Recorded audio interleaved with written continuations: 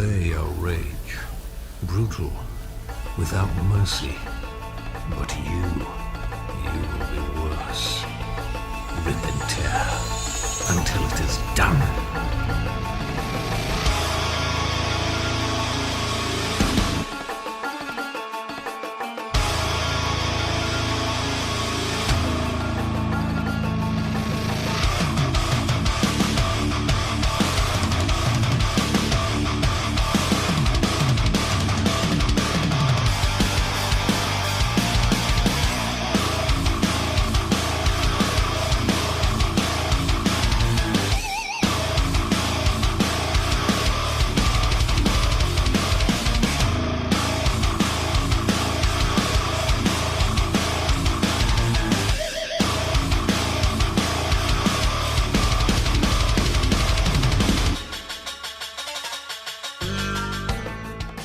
First-person shooters.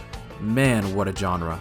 Aside from Sonic in the last video, Doom is a franchise that I also grew up with. With the newest game coming out last year, Doom Eternal has carried itself with a downloadable campaign, multiplayer skins, and a dedicated community. Considering that I'm even making a video about this, I think I have the right to complain about it like other YouTubers. But before we even start talking about Doom Eternal, let's go back to the beginning, from my perspective at least. It was one of the games that was introduced to me at a young age, probably due to my dad not knowing much about video games, but that's besides the point. When I first played Doom, I was but a wee little lad, and my dad just bought us some games for us to play. There were about 3 games in the bag he brought. It was a used copy of Quake 2 for the PlayStation 1, Tomb Raider: The Last Revelation, and Doom 2: Hell on Earth. But of course, I never really played the game that night, since we just stayed up all night playing Quake 2 the entire time. Long story short, I kept dying and my dad had to help me play the game. Now my dad may not be playing first-person shooters anymore, but he had definitely passed the torch for the love of those games. My familiarity and love with id Software was cemented. Hearing anything Doom related got me excited, even if I didn't get to play it. It took me until around the 2010s to play the game Doom 3. When I heard about its existence at an older age, I was a bit disappointed to find out its more horror-oriented gameplay. Slow movement, dark corridors, and limited ammunition. The latter eventually got fixed in the BFG edition, which came out 2 years after I played the original. But after I was done with the game, it was just radio silence. No news about Doom, and it was like that for a while. I started clinging to the Quake games again, eventually getting to play Quake 3 Arena and Quake Live after a while. I was bad at the games at first, but eventually I grew to love them, and I started learning how to get better. And then 2016 came, and something magical happened. In 1993, a small studio named id Software made a first-person shooter called Doom that forever changed gaming. Doom is a special part of each of our individual gaming histories, both personally and professionally. But the foundation of any Doom experience is unquestionably combat that's centered around 3 things: badass demons, big effing guns. That's right. And moving really, really fast. Ladies and gentlemen, this is Doom.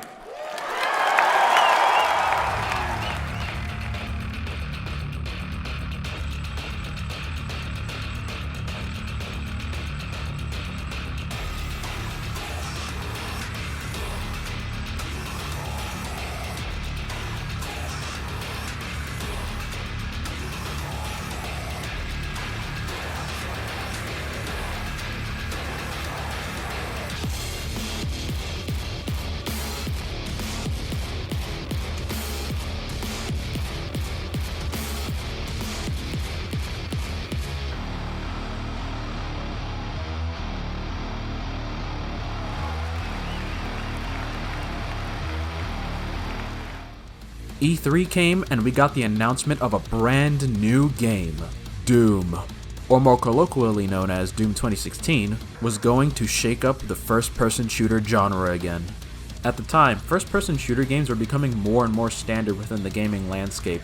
Because of Call of Duty and Battlefield, it was also the most overused genre. To put that in perspective, the latest games before Doom 2016 were Black Ops 3 and Battlefield Hardline. And before those games, they were already releasing way more titles. Anyways, let's get back on Doom. Doom 2016 was giving the series a giant makeover. This depiction of Doom Guy was no longer shown as a human, but a deadly demon-killing machine referred to as the Slayer. The gameplay also goes through a massive change with an emphasis on hands-on mayhem, as I'd like to call it. You need health? Find a demon and execute that motherfucker! Cyber demon stepping on your groove? Rip his fucking heart out! This game was a massive success. People loved the game because of its addictive gameplay, simple yet interesting story, and killer soundtrack provided by Mick Gordon. This game was amazing and was beloved by the community overall. Even people who had 2016 as their first Doom game fell in love with the franchise. id Software had a bright future ahead of them, and they still do, which leads us to the main topic of the video.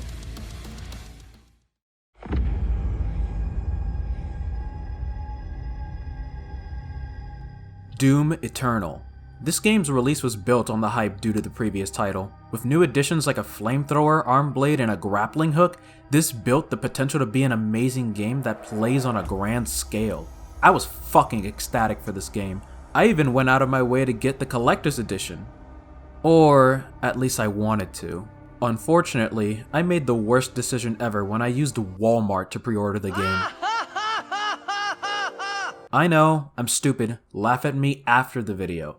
Anyways, after many failed attempts at getting my copy, I eventually gave up and used the money I built up to buy myself and a friend the digital deluxe edition, which gave us this skin. I remember waiting to play this game once it was out, but get this, I was so impatient that I ended up using a VPN to play the game earlier than expected. And so, I played the entire main story in one sitting. Well, kind of. You see, when I was up against the final boss, I immediately stopped the game and woke up the next day to finish the game. But you know what? Because I've already gone through basically 99% of the game, I don't even care. I'm still gonna count it as one sitting. Yeah, take that, empty Twitter following. Get fucking clickbaited, bitch. But Araki, what does this have to do with the story's biggest flaw? You put it in the title that something was wrong. At least explain yourself. Man, Well, you see, it became a problem when I was done 100%ing the game, and I went to the multiplayer. Now, you see, it was already announced before the game even came out, and it was called Battle Mode. I didn't like it. Don't get me wrong, the concept was fine, it was a good idea for people to get into the game, but it's not something that would keep me coming back. I got to Diamond rank after a couple games as the Slayer only, and then left it at that. Now compare that to Doom 2016. In that game, the multiplayer mode was split into two. Your run-of-the-mill average arena shooter gameplay, and Snap Map. Snap Map not only lets you create your own maps and game modes, but it also supports multiplayer for online co-op. I mean, hell, someone built a farming sim with Doom 2016. That takes dedication. That is a lot of replay value. Meanwhile, Doom Eternal has Battle Mode. Don't get me wrong, it's a fun game mode. But if it's the only multiplayer game mode you have outside of campaign invasions, which, by the way, wasn't available day one, then you're not really showing much variety compared to your previous titles. I already have trouble trying to get back into the game to play the DLC campaign, so the fact that this is even an issue is really sad to see. Now, this doesn't take away from the quality of the product, but what I am scared for is the fact that id Software thought this was okay to put in a product that's being carried off of the hype of Doom 2016. For the main campaign, Eternal is way better than 2016 to me, but the multiplayer is laughable. It makes me want to go back to Doom 2016's multiplayer. All in all, this thing right here sucks massive donkey dick, and that's all I'm gonna say. Here are my final thoughts for you, id Software. Focus more on Doom's multiplayer moving forward, and don't rely on the campaign alone to sell more copies. Find an equal balance between single player and multiplayer like you did with 2016. Making these videos is fun, and I can definitely see myself making more. But know that this video wasn't made to dissuade you from purchasing the game. It's great, and I think people should definitely pick it up if they haven't played it yet. It's a good addition to the Doom games, and a damn fine one at that. I hope id continues to succeed and make more games.